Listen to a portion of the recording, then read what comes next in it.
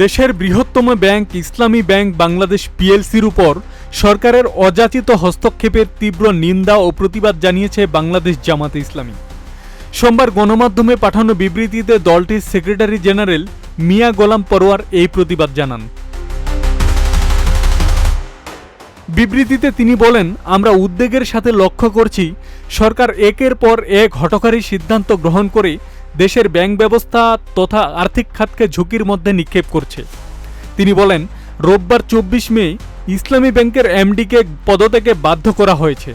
জনগণের আস্থায় যাতে ফাটল ধরে সে লক্ষ্যে চেয়ারম্যানকেও পদচ্যুত করা হয়েছে। এহেন পরিস্থিতিতে ব্যাংকের কোটি কোটি গ্রাহক ও সাধারণ মানুষের মধ্যে তীব্র ক্ষোভ ও অসন্তোষ সৃষ্টি হয়েছে। মিয়া গোলাম পরোয়ার বলেন, আমরা আরও উদ্যোগের সঙ্গে লক্ষ্য করছি ইসলামী ব্যাংকে যাকে নতুন চেয়ারম্যান হিসেবে নিয়োগ দেওয়া হয়েছে তিনি পালিয়ে যাওয়া আওয়ামী ফ্যাসিস্টদের চিহ্নিত দোসর। তার মতো একজন ব্যক্তিকে নিয়োগ দেওয়া খাল কেটে কুমির আনারই শামিল।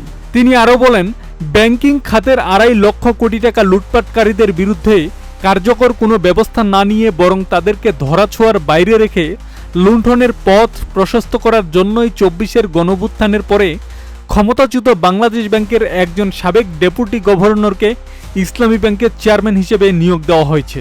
সরকার ও বাংলাদেশ ব্যাংকের এহেন পদক্ষেপের বিরুদ্ধে তীব্র নিন্দা ও প্রতিবাদ জানাই এবং তার অপসারণ দাবি করছি।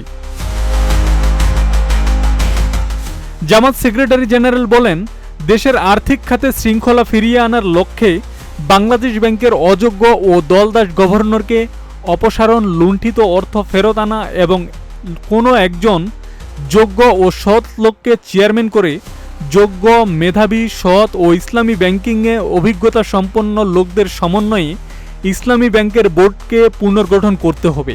অন্যথায় উদ্ভূত পরিস্থিতির দায় সরকারকেই বহন করতে হবে। আব্দুস সালাম, প্রজন্ম 24।